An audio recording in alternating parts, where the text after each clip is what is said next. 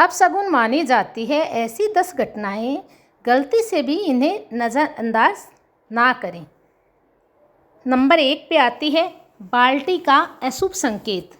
सुबह सुबह खाली रखी हुई बाल्टी को देखना बहुत ही अपशगुन माना जाता है।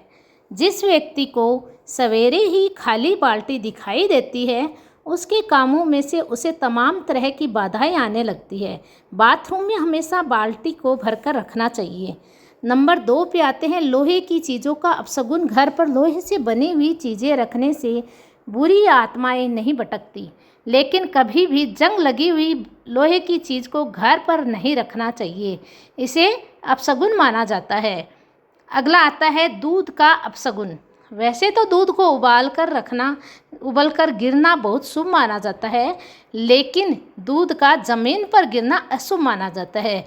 ज़मीन पर दूध के गिरने से किसी बड़ी दुर्घटना या हानि होने के संकेत माना जाता है। नंबर 4 पे आता है शीशे का संकेत।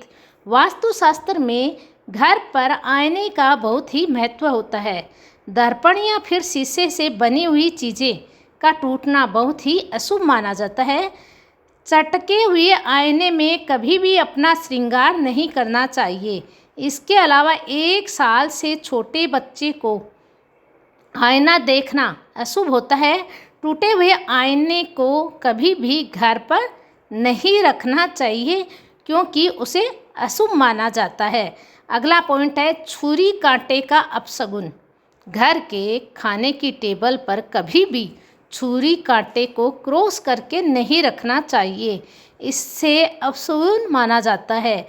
इससे घर के सदस्यों के बीच में झगड़ा और कलह बढ़ती है। इसके अलावा मेज से चाकू का नीचे गिरना भी अशुभ माना जाता है, शुभ नहीं होता है। अगला पॉइंट आता है झाड़ू का अपशगुन।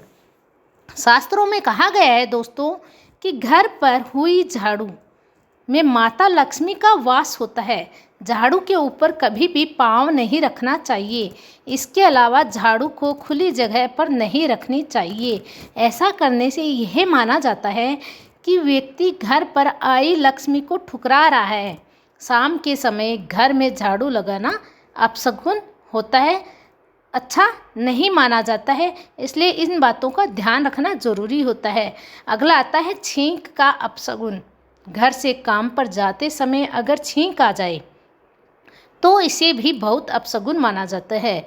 घर से निकलते वक्त अगर छींक आए तो वापस घर के अंदर चले जाना चाहिए और फिर थोड़ी देर रुककर पानी पीकर ही दोबारा घर से निकलना चाहिए। अगला पॉइंट आता है पैसे से जुड़ा अपशगुन।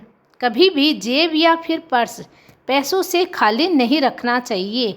जेब का खाली रखना अपशगुन माना जाता है। इसके बाद का पॉइंट आता है पक्षियों से जुड़ा हुआ अपशगुन। घर पर मकड़ी के जाले का होना और चमगादड़ों का घर पर डेरा लगाना बड़ी अपशगुन माना जाता है। इसके अलावा घर पर घायल या मृत्यु पक्षी आने से बुरा संकेत माना जाता है, अच्छा नहीं माना जाता है। लास्ट पॉइंट आता है बिल्लियों का अपशगुन। घर पर बिल्लियों का रोना या फिर आपस में झगड़ा करना अच्छा संकेत नहीं माना जाता है।